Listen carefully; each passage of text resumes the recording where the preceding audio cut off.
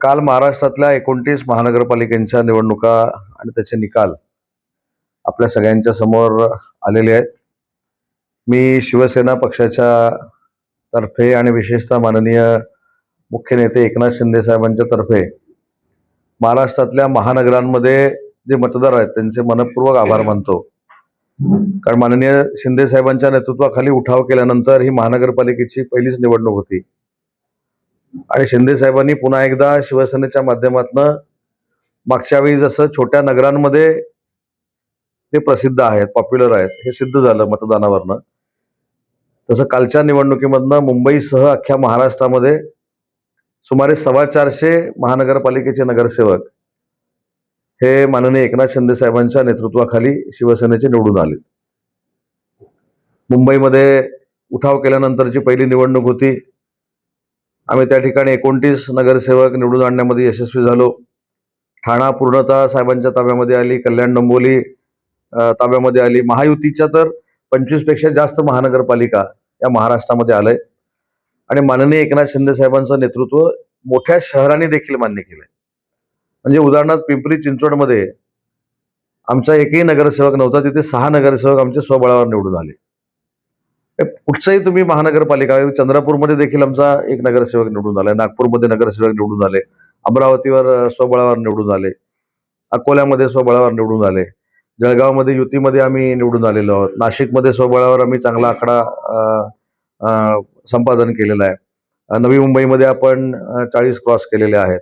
त्याच्यामुळे ओव्हरऑल पहिल्या निवडणुकीमध्ये महानगरपालिकेच्या 425 पेक्षा जास्त महानगरपालिकेचे नगरसेवक असणं, यासाठीच महाराष्ट्रातल्या महानगरातल्या देखील मतदारांचे आम्ही आभार मानलेले आहेत. काही ठिकाणी आम्ही कमी पडलोय हे देखील आम्हाला माहिती आहे, पण ते आम्ही का कमी पडलोय हे साहेबांच्या नेतृत्वाखाली आम्ही आत्मचिंतन करू, आत्मपरीक्षण करू आणि जिथं जिथं कमी पडलोय तिथं संघटनात्मक बांधणी असेल किंवा ज्या काही चुका आमच्या झाल्या असतील त्या सुधारून आम्ही अतिशय चांगल्या पद्धतीनं पुन्हा एकदा संघटनात्मक काम करू.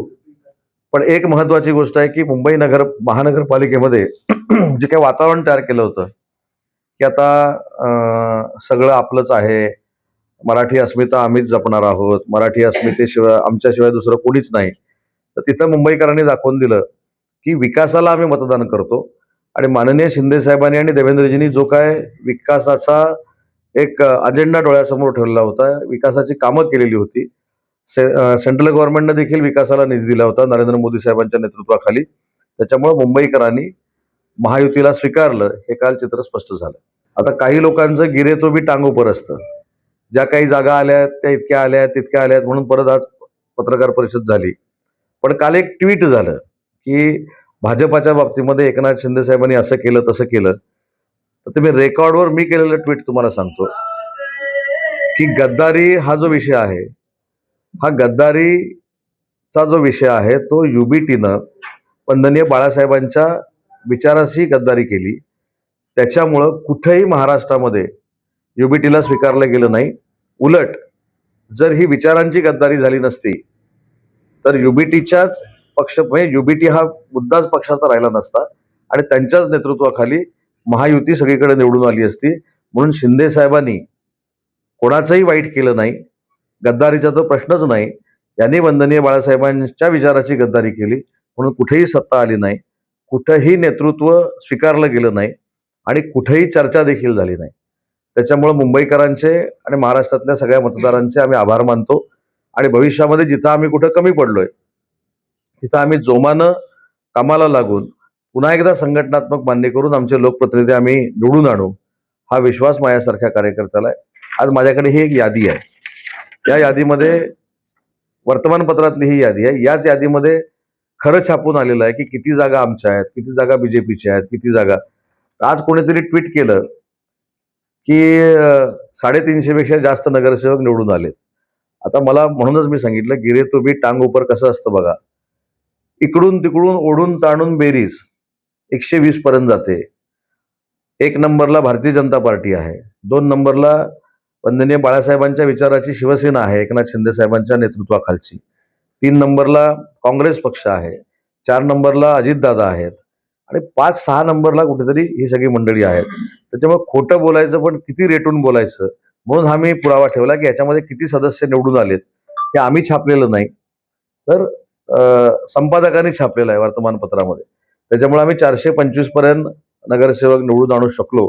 आणि आमच्यावर जो विश्वास टाकलाय महानगरांमध्ये, शिंदे साहेबांवर जो विश्वास टाकलेला आहे, त्याबद्दल मी मनापासून आभार मानतो. म्हणजे भाजपचे पदाधिकारी समाधानी आहेत म्हणूनच युती झाली ना. हा, आता युती होणारच नाही. आणि माझी चर्चा ही मी स्थानिक पदाधिकाऱ्यांशी देखील केलेली आहे, प्रदेशाध्यक्षांशी देखील केलेली आहे. आणि परवा रात्री त्यांचे सर्वोच्च नेते जे आहेत, राज्याचे मुख्यमंत्री देवेंद्रजी फडणवीस साहेब, त्यांच्याशी चर्चा झाल्यानंतर मी राणे साहेबांची भेट घेतली आणि सिंधुदुर्गची देखील युती आमची फायनल झाली. आज रात्रीपर्यंत रायगडची देखील युती फायनल होईल.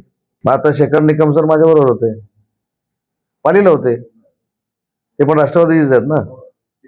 बहुतेक त्यांच्यात समन्वय नसेल, पण शेवटी ते आमदार म्हणून आता माझ्याकडे आले. पंचायत समितीतल्या चर्चा आम्ही केल्या, काय पाहिजे काय नाही पाहिजे. संगमेश्वरला होते ना राष्ट्रवादी, पण राष्ट्रवादीचा कटू अनुभव असा आहे की 2 जागा घेऊन राष्ट्रवादीचे इथले पदाधिकारी रात्रीपर्यंत आमच्या पत्रकार परिषदेला होते आणि सकाळी 14 फॉर्म भरले आणि नगराध्यक्षाचा फॉर्म भरला आणि पलीकडे गेले.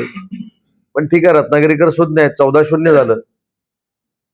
तर आता आम्ही कशाला बोलवायचं, ते राष्ट्रवादी येईल. आणि आम्ही कुठं नाकारलंय. शेखर सर आज माझ्यासोबत आले, बसले, त्यांना जे काय आवश्यक आहे ते आम्ही बोलणी केली. नाही झालं ना. सिंधुदुर्गला मी काल साहेबांच्या आणि देवेंद्रजींच्या सूचनेप्रमाणे राणे साहेबांची भेट घेतली आणि तिथं देखील अतिशय चांगला फॉर्म्युला निघालेला आज रात्रीपर्यंत जाहीर होईल. हे बघा, कोणी कोणाला मतदान करावं हा एक लोकशाहीतला भाग आहे, मी त्याच्यामध्ये जाणार नाही. पण ह्याच्यातनं बोध अनेकांनी घेतला पाहिजे ना, अनेकांनी घेतला पाहिजे. आता देवेंद्रजींनी त्यांना कानमंत्र दिला असं तुम्ही म्हणताय, बरोबर आहे की नाही? मग तो कानमंत्र कोणाला दिलेला आहे, देवेंद्रजी फडणवीस साहेबांना विचारलं पाहिजे. पण पूर्वीपासूनची प्रथा आहे, परंपरा आहे, संस्कृती आहे की निवडून आल्यानंतर जल्लोष करावा, पण समोरचा दुखवणार नाही अशा पद्धतीचा जल्लोष करावा.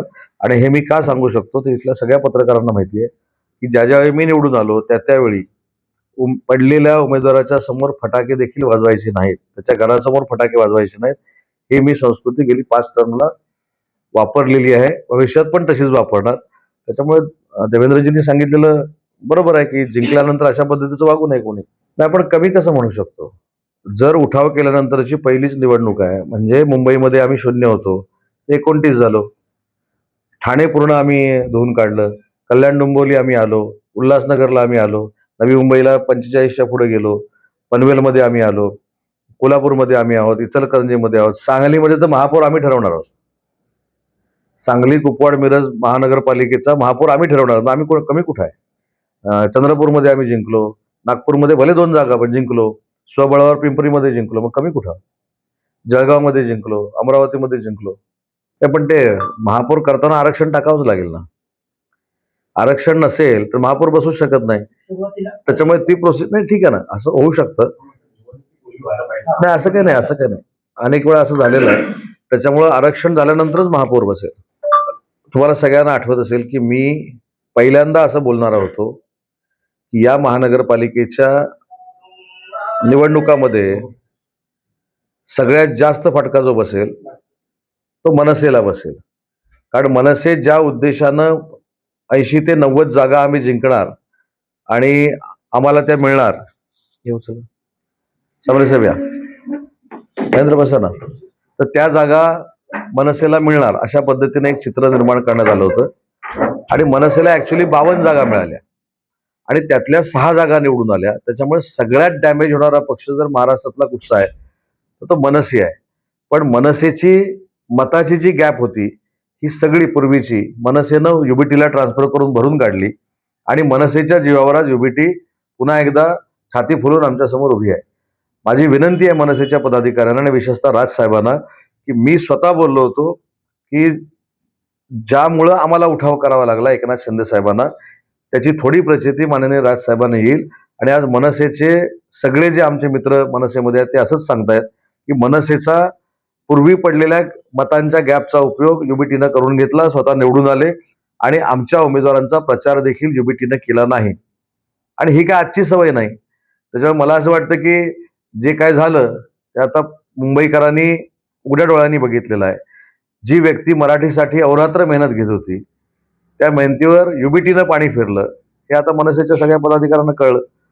बरं, मी मध्ये देखील सांगितलं की मी त्यांच्याकडे कशाला जायचो, हा एक जो विषय होता त्याचा मी खुलासा केला. मी देखील अनेक वेळा राजसाहेबांबरोबर महानगरपालिकेची निवडणुकीच्या संदर्भात चर्चा केली, त्यांच्या नेते मंडळींबरोबर केली, परंतु हिंदीची सक्ती आणती असं सांगून त्यांना आमच्यापासून दूर नेलं, त्यांच्यावर जाळं टाकलं भावनिक. आणि त्यांचा स्वभाव हा संवेदनशील असल्यामुळे ते तिकडे गेले. पण ते गेल्यानंतर सुरुवातीलाच मी सांगितलं होतं की या महानगरपालिकेमध्ये सगळ्यात मोठा फटका हा मनसेला बसणार. नाही, मला माझ्या माहितीप्रमाणे तिथं आमची एक जागा पण आम्ही जिंकलो. वनिता नरवणकर म्हणून, किंवा नरवणकर साहेबांची मिसेस ती जिंकली असं माझ्याकडे तर ते जिंकलेले आहेत. पण टक्का सगळीकडेच वाढलाय. तुम्ही जर बघितलं तर जवळजवळ 3-3.25 लाख मतं ही शिवसेनेला पडलेली आहेत. आणि मनसेचा आधार घेऊन मनसेची मतं कमी करून युबीटीला मतं वाढलेली आहेत. हे आता माझ्यापेक्षा तुम्हाला सगळ्यांना माहिती आहे. नाही, त्याच्यामध्ये नाविन्यपूर्ण काहीच नव्हतं. जो छत्रपती संभाजीनगर हे नाव होऊ नये यासाठी प्रयत्न करत होता, त्या रशीद मामूला कुणी घेतलं? युबीटीने घेतलं. कुठं घेतलं? तर त्या मुस्लिम बहुल भागामध्ये घेतलं. त्याला तिकीट दिलं आणि तो निवडून आला. त्याच्यामुळे मी हेच सांगतो की खऱ्या अर्थानं युबीटीची भूमिका आज महाराष्ट्रासमोर स्पष्ट झाली की वंदनीय बाळासाहेबांची जी इच्छा होती, जे स्वप्न होतं, कारण औरंगाबादला बाळासाहेबांनी कधीही औरंगाबाद म्हटलं नव्हतं, छत्रपती संभाजीनगर म्हटलं होतं. ते स्वप्न एकनाथ शिंदेसाहेब पूर्ण करत असताना ज्या रशीद माबूनं औरंगाबाद नाव बदलू नये म्हणून आंदोलन केलं, टीका केली, त्यालाच युबीटीनं तिकीट दिलं, निवडून आणलं. निवडून आलं त्यांच्या मतावर. आता ह्याच्यामध्ये कोणाचं दुर्दैव आहे, कोणाचं सुदैव आहे, प्रत्येकाने ठरवलं पाहिजे.